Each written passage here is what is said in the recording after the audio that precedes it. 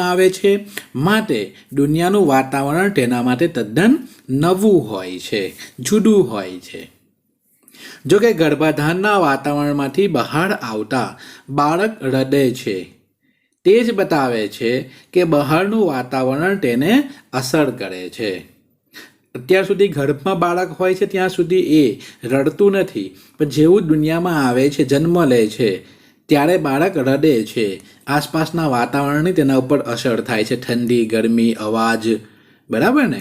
તો તેની અસર બાળક ઉપર થાય છે. તે સાબિત કરે છે કે વાતાવરણની અસર બાળક ઉપર થાય જ છે. ઘરની વ્યક્તિઓ સાથેની આંતરક્રિયા દ્વારા બાળક બોધાત્મક રીતે વિકાસ પામે છે. એટલે કે બાળકની બુદ્ધિમાં, બાળકની જાણવાની શક્તિમાં, બાળકની સ્મૃતિમાં, બાળકની વિચારવાની શક્તિમાં જે વધારો થાય છે તેને બોધાત્મક વિકાસ કહેવામાં આવે છે. આ બોધાત્મક વિકાસ ઘરના લોકો સાથે વાતચીત કરવાથી, ઘરના લોકો સાથે સંપર્કમાં રહેવાથી, તેમની સાથે પ્રત્યાયન કરવાથી બાળકમાં વિકસે છે, અથવા તો બાળકમાં તેમાં વધારો થાય છે. તેની બૌદ્ધિક શક્તિમાં, તેની માનસિક શક્તિઓમાં વધારો થાય છે. વ્યક્તિના જન્મથી શરૂ કરીને જીવન પર્યંત, એટલે કે આ જીવન જ્યાં સુધી બાળક જીવે છે ત્યાં સુધી બોધાત્મક વિકાસની પ્રક્રિયા ચાલુ રહે છે. સ્વિટ્ઝરલેન્ડના મનોવૈજ્ઞાનિક જીન પિયાજે ના બોધાત્મક સિદ્ધાંતની સમજૂતી આપણે આ કોષ્ટક પ્રમાણે પ્રાપ્ત કરીશું. મિત્રો, આ કોષ્ટકને સમજી જઈશું તો જ્ઞાન પિયાજેએ આપેલા બોધાત્મક વિકાસના 4 તબક્કાઓને આપણે સમજી શકીશું. તો ચાલો આપણે પિયાજેના બોધાત્મક વિકાસના તબક્કા કોષ્ટક 3.1માં સમજીએ. આ કોષ્ટક તમારે ફરજિયાત દોરવાનું છે નોટબુકમાં જ્યારે આ પ્રશ્નનો જવાબ લખો ત્યારે. પિયાજેના બોધાત્મક વિકાસના તબક્કા 4 છે. મુખ્ય 4 તબક્કાઓ તેમણે આપ્યા છે. પહેલો તબક્કો છે સાંવેદનિક કારક તબક્કો. બીજો તબક્કો છે પૂર્વ ક્રિયાત્મક તબક્કો. ત્રીજો તબક્કો છે મૂર્ત ક્રિયાત્મક તબક્કો. અને ચોથો તબક્કો છે અમૂર્ત ક્રિયાત્મક તબક્કો. હવે આ જે 4 તબક્કાઓ છે તે તબક્કાઓ બાળકની અલગ અલગ ઉંમરે જોવા મળે છે, અથવા તો અલગ અલગ અવસ્થામાં બાળક જ્યારે પહોંચે છે ત્યારે તેનામાં આ અલગ અલગ તબક્કાઓનો વિકાસ થાય છે, એટલે કે અલગ અલગ બોધાત્મક શક્તિઓનો વિકાસ થાય છે. પહેલું છે જન્મથી 2 વર્ષ એની ઉંમર. બાળકના જન્મથી લઈને 2 વર્ષ સુધીમાં બાળકમાં સાંવેદનિક કારક તબક્કાનો વિકાસ થાય છે. એટલે કે બાળક આજુબાજુના સંવેદનોને ઓળખે છે, અવાજો થાય છે, વસ્તુઓ જુએ છે, તે સંવેદન કહી શકાય. તો આ સંવેદનોને બાળક ઓળખે છે.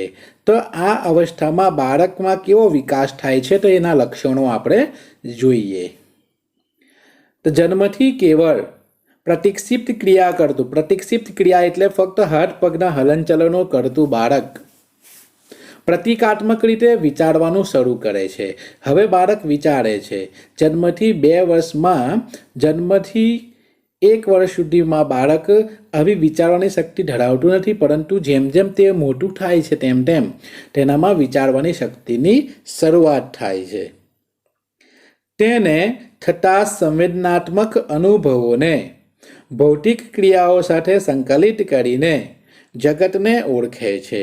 એટલે કે તેને જે અનુભવો થાય છે, જે સાંભળે છે, જે જુએ છે, તેને આ વિશ્વ સાથે સાંકળવાનો પ્રયત્ન કરે છે.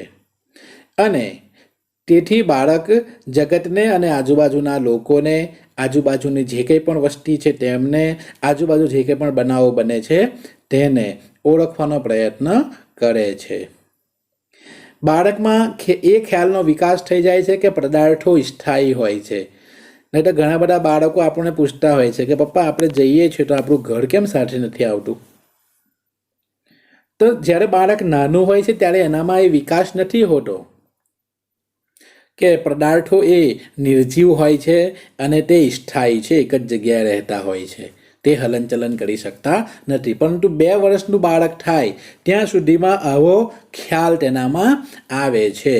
પદાર્થો સ્થિર હોય છે તેવું બાળક સમજવા લાગે છે. બીજું છે 2 થી 7 વર્ષનો તબક્કો. તેમાં પૂર્વ ક્રિયાત્મક તબક્કો કહેવાય. આ પૂર્વ ક્રિયાત્મક તબક્કામાં કેવા કેવા લક્ષણો જોવા મળે છે અથવા બાળકનો વિકાસ કેવો હોય છે? તો બાળકની વિચારવાની અહમ કેન્દ્રિત શક્તિ વિકસે છે. બાળકની વિચારણા અહમ કેન્દ્રિત હોય, તે બીજાના દ્રષ્ટિકોણને ધ્યાનમાં લેતું નથી. બાળક જગતને શબ્દો અને પ્રતિમાઓ વડે નિર્દેશી તે દ્વારા જગતને સમજવાની શરૂઆત કરે છે. એટલે કે આ ઉંમરે 2 થી 7 વર્ષનું બાળક થાય તે દરમિયાન બાળકની અહમ કેન્દ્રિત શક્તિનો વિકાસ થાય છે. એટલે ફક્ત અને ફક્ત બાળક પોતાના સ્વાર્થને જ જુએ છે, પોતાના અહમને સંતોષવાનો પ્રયત્ન કરે છે, પોતાની જરૂરિયાતને સંતોષવાનો પ્રયત્ન કરે છે. દાખલા તરીકે બાળકને કંઈક વસ્તુ જોઈતી હોય, માતા કે પિતા સાથે બજારમાં ગયું હોય અને કંઈક રમકડું જોઈતું હોય અને માતા પિતા પાસે પૈસા ન હોય અને માતા પિતા એમ જણાવે કે ચાલ બેટા હું તમને બીજા વખતે આ વસ્તુ અપાવીશ, અત્યારે મારી પાસે પૈસા નથી. પણ બાળક આ વસ્તુ સમજી શકતું નથી, ફક્ત એને તો જોઈએ છે એટલે જોઈએ જ છે. બાળક આરોટિયા ખાય છે, રડે છે, બરાબર ને? ફક્ત એને પોતાની જરૂરિયાત સંતોષવી છે. બીજાની લાગણી, બીજાના દ્રષ્ટિકોણની બાળકને કોઈ પણ જાતની લેવા દેવા હોતી નથી અથવા ખબર હોતી નથી અથવા બાળક સમજી શકતું નથી. ફક્ત બાળક જગતને ચિત્રો અને પ્રતિમાઓ એટલે કે ચિત્રો વડે જ ઓળખવાનો પ્રયત્ન કરે છે. જેથી બાળક કોઈ વ્યક્તિ તેને હેરાન કરતું હોય, આપદા પાડતું હોય અથવા ચીરવતું હોય તો મમ્મીને ઘરે આવીને કહે છે કે પેલા ટોપીવાળા માણસ છે તે મને આવું કહે છે, પેલા દાઢીવાળા વ્યક્તિ છે તે આવું કહે છે. તો આ રીતે ચિત્રો દ્વારા, પ્રતિમાઓ દ્વારા બાળક જગતને ઓળખવાની શરૂઆત કરે છે. પછી છે 7 થી 12 વર્ષનો ગાળો. તો 7 થી 12 વર્ષની ઉંમરમાં બાળકમાં મૂર્ત ક્રિયાત્મક તબક્કો વિકસે છે. એટલે કે પદાર્થોને ઓળખે છે, તેનું વિશ્લેષણ કરી શકે છે, પદાર્થોને અલગ અલગ ભાગોમાં વિભાજિત કરી શકે છે. તો આ શક્તિનો વિકાસ 7 થી 12 વર્ષની ઉંમરમાં થાય છે. તેને મૂર્ત ક્રિયાત્મક તબક્કા તરીકે ઓળખવામાં આવે છે. મૂર્ત પદાર્થો, મૂર્ત એટલે પદાર્થ જે નિર્જીવ છે, જે સ્થિર છે, જે વસ્તુ સ્વરૂપે છે, જે આકાર સ્વરૂપે છે, તેને મૂર્ત પદાર્થ કહેવામાં આવે છે. તો મૂર્ત પદાર્થો અને ઘટનાઓ વિશે તર્ક કરી શકે છે, એટલે તેના વિશે ઊંડાણપૂર્વક વિચારી શકે છે અને સમજાવી પણ શકે છે કે આ વસ્તુ શું છે. પદાર્થોનું જુદા જુદા સમૂહોમાં વર્ગીકરણ કરી શકે છે. જેમ કે સાયકલ, તો સાયકલમાં પૈડા છે, સ્ટેરિંગ છે, સીટ છે, બરાબર ને? માટે જ બાળકને રમકડા આપીશું તો બાળક રમકડાને ખોલશે, તેમાંથી અલગ અલગ બધી વસ્તુઓ છૂટી પાડશે અને પછી ભેગી પણ કરશે, બરાબર? તો આ 7 થી 12 વર્ષના સમયમાં આ બુદ્ધિનો, આ વિકાસ બાળકમાં બોધાત્મક વિકાસ થાય છે. અને એના એ જ પદાર્થમાં ફેરફાર થવા છતાં તેના લક્ષણો એના એ જ રહે છે તેવી સમજ પણ પ્રાપ્ત થાય છે. એટલે કે બાળકને 2 સરખા વજનના અલગ અલગ આકારના રમકડા અથવા ગોળા આપવામાં આવે જે માટીમાંથી બનેલા હોય અથવા લોખંડના હોય. તો એનો આકાર એક લંબગોળ હોય અને એક ગોળ હોય. પરંતુ ગોળ અને લંબગોળ છે એટલે એવું નહીં કે ગોળ છે એનું વજન વધારે અને લંબગોળ છે એનું વજન ઓછું, પરંતુ બંનેનું વજન સરખું જ છે એ સમજવાની શક્તિ પણ આ વર્ષની ઉંમરે એટલે કે 7 થી 12 વર્ષની ઉંમરમાં વિકાસ પામે છે. નહીં તો બાળક અલગ અલગ વસ્તુનો આકાર અલગ અલગ હોવાથી તેનું વજન પણ અલગ અલગ છે ને તે વસ્તુ પણ જુદી છે એવું સમજતું હોય છે. પરંતુ 7 થી 12 વર્ષની ઉંમરમાં આ સમજ શક્તિ તેનામાં વિકસી જાય છે કે વસ્તુનો આકાર ભલે બદલાય છે પરંતુ તે વસ્તુનું નામ બદલાતું નથી. તેના જે લક્ષણો છે એ તો એના એ જ રહે છે. ત્યારબાદ નંબર 4, 12 વર્ષથી આગળ આજીવન. 12 વર્ષથી આગળની ઉંમર, હવે કોઈ અહીંયા લિમિટ નથી, મર્યાદા નથી. 12 વર્ષ પછી એટલે બાળક જ્યારે તરુણાવસ્થામાં પ્રવેશે ત્યારથી લઈને તેમના મૃત્યુ સુધીનો સમયગાળો, તે દરમિયાન કેવો વિકાસ થાય છે?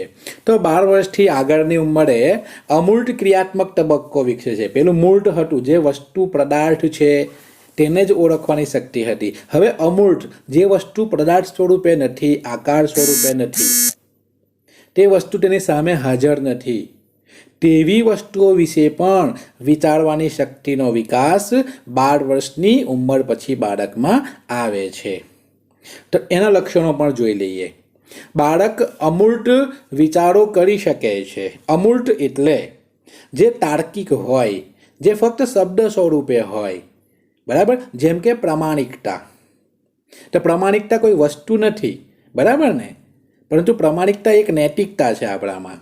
તો એના વિશે પણ બાળક વિચારી શકે છે અને સમજી શકે છે કે પ્રમાણિકતા કોને કહેવાય, ન્યાય કોને કહેવાય.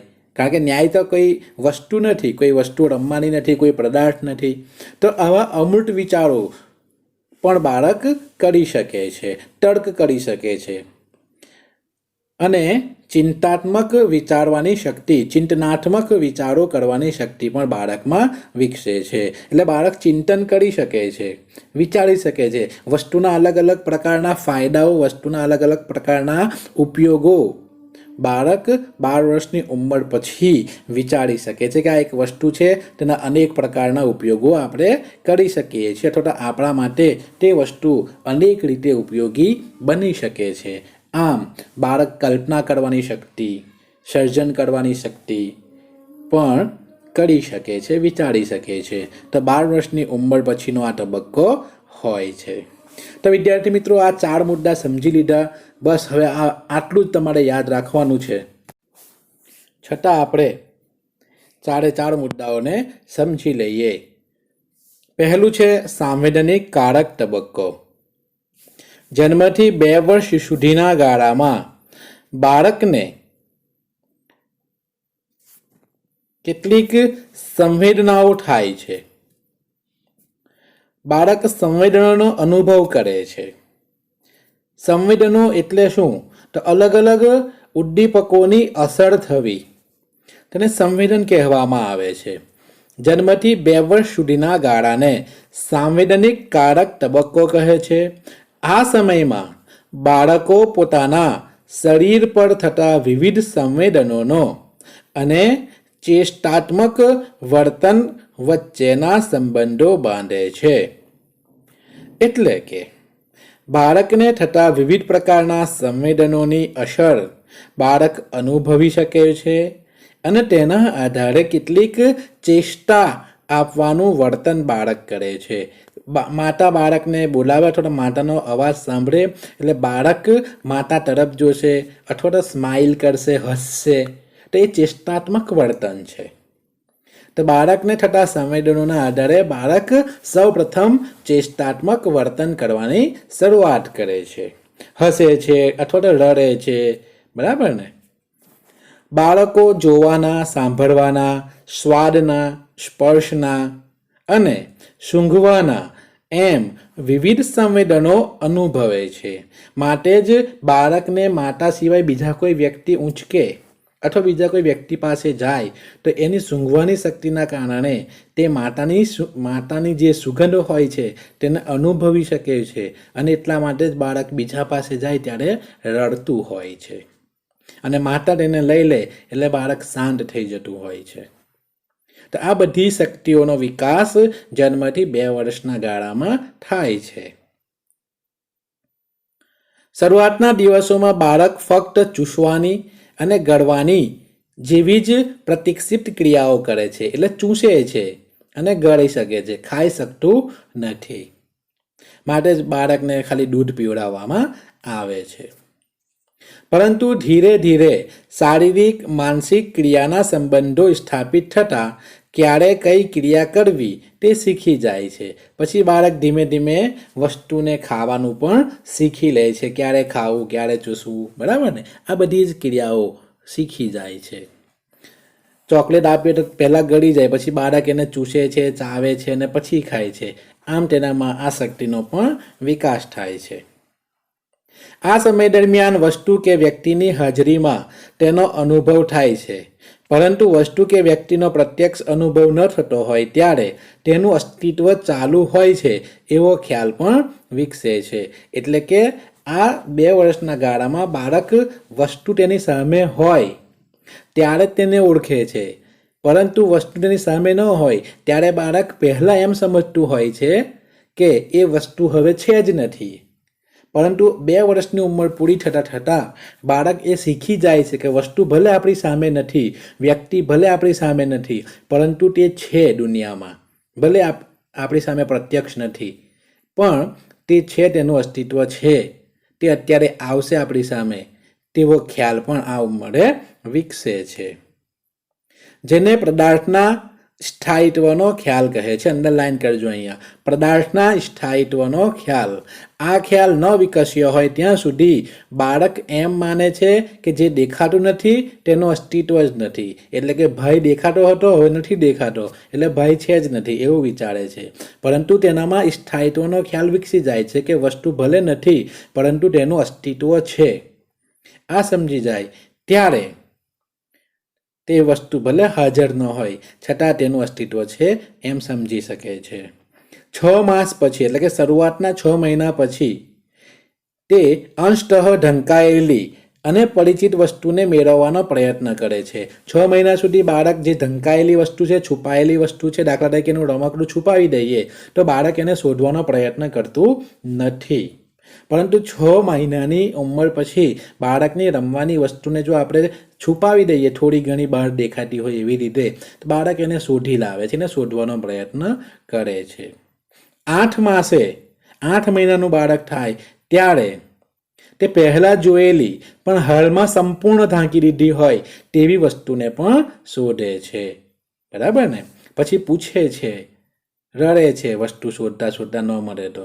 આમ બાળકમાં આસક્તિનો વિકાસ થાય છે. હવે નંબર 2, પૂર્વ ક્રિયાત્મક તબક્કો. 2 થી 7 વર્ષ વચ્ચેના ગાળાને પિયાન્જે પૂર્વ ક્રિયાત્મક તબક્કો કહે છે. આ સિદ્ધાંતમાં ક્રિયાત્મક એટલે કે ભૌતિક નહીં પરંતુ માનસિક કક્ષાએ કરેલી ક્રિયાની વાત છે. એટલે ક્રિયાત્મક તબક્કો એટલે કે માનસિક ક્રિયાઓ કરવાની શક્તિમાં વધારો થાય છે. વિચારવાની શક્તિ, તર્ક કરવાની શક્તિ, સમસ્યા ઉકેલવાની શક્તિ, કલ્પનાઓ કરવાની શક્તિ, પ્રશ્નો પૂછવાની શક્તિ. માટે તો બાળકો ભલભલા પ્રશ્નો પૂછે છે. બરાબર ને? 2 થી 7 વર્ષની ઉંમરે આ વિકાસ થાય છે. આ સિદ્ધાંતમાં ક્રિયાત્મક એટલે કે ભૌતિક ક્રિયા નહીં, કાર્ય કરવું નહીં, પરંતુ માનસિક રીતે કામ કરવું, માનસિક રીતે ક્રિયાઓ કરવી તેની વાત છે. આ સમય દરમિયાન બાળક પદાર્થના આકાર અને પદાર્થની ગોઠવણીને વધારે ધ્યાનમાં રાખે છે. માટે જ બાળકને શીખવાડતી વખતે પદાર્થોને અલગ અલગ ગોઠવીને પછી બાળકોને ક્રમમાં ગોઠવવાનું પણ કહેવામાં આવતું હોય છે. એટલે બાળક પદાર્થના આકાર અને પદાર્થની ગોઠવણી કઈ રીતે કરવામાં આવેલી છે તેને ધ્યાનમાં રાખે છે. તે પદાર્થની ક્રિયાઓ કે વજનને લગતા નિયમોને સમજી શકતું નથી. જોઈ લો, અલગ અલગ પ્રકારના 2 આકાર તેને આપવામાં આવે, 2 અલગ અલગ આકારની વસ્તુઓ, તો બંને અલગ અલગ છે એવું સમજે છે. પરંતુ બંનેનું વજન સરખું છે કે બંનેના સરખા લક્ષણો છે તે બાળક હજી સમજી શકતું નથી. દાખલા તરીકે માટીના 2 સરખા વજનના ગોળા સાથે મૂકવામાં આવે તો સમાન માની લે છે. પરંતુ તેમાંથી એકનો આકાર બદલી દેવામાં આવે તો તે 4 વર્ષના બાળક માટે તે સરખા રહેતા નથી. પછી બંનેને અલગ અલગ સમજે છે.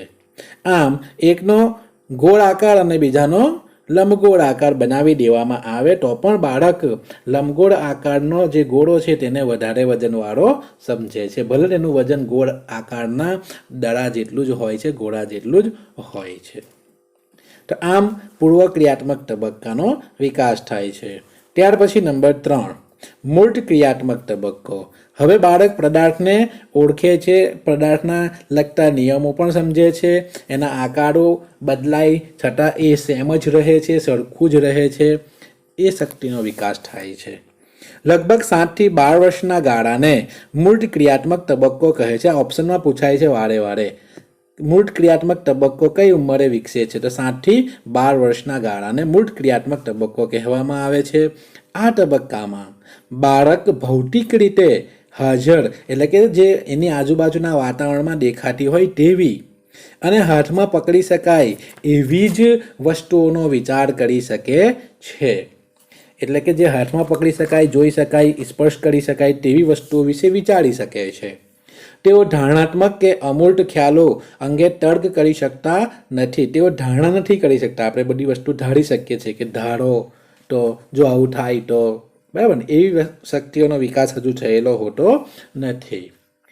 માટે બાળક અમૂર્ત તર્ક કરી શકતા નથી. એટલે કે વસ્તુ ન હોય, ફક્ત શબ્દોમાં જ તે વસ્તુનો સમાવેશ થતો હોય અથવા તેની સામે ન હોય તેવી વસ્તુઓ વિશે બાળક વિચારી શકતું નથી. તેનું વર્ગીકરણ કરી શકે છે. દાખલા તરીકે સીતા ગીતા કરતાં જાડી છે અને નીતા ગીતા કરતાં પાતળી છે, તો કોણ વધારે જાડું કહેવાય? આવા પ્રશ્નોમાં આ ઉંમરનું બાળક ગૂંચવાઈ જશે. પરંતુ સીતા ગીતા અને નીતાને સાથે તેની સામે ઊભા રાખે અને પછી પૂછે તો બાળક સાચો જવાબ આપશે. પણ અત્યારે હું તમને પૂછું તો તમારી ઉંમર તો 12 વર્ષથી પણ મોટી છે, મારે તમે તરત તેનો જવાબ આપી શકશો કે કોણ મોટું છે. તો મને જવાબ આપજો કોમેન્ટમાં, આમાં કોણ મોટું. આમ નજરે જોઈ શકાય તેવા પદાર્થો અથવા તેવા પ્રશ્નોના ઉત્તરો બાળક આપી શકે છે, પરંતુ અહિંસા, સત્ય, પ્રામાણિકતા વગેરે જેવા વિચારો બાળક કરી શકતું નથી અથવા તેને બાળક સમજી શકતું નથી. જુદી જુદી લંબાઈની લાકડીઓ ક્રમમાં ગોઠવી શકે છે. આ રીતે બાળકમાં ભૌતિક વિકાસ થાય છે, એટલે પદાર્થોને ઓળખવાની શક્તિનો વિકાસ થાય છે. નંબર 4, અમૂર્ત ક્રિયાત્મક તબક્કો.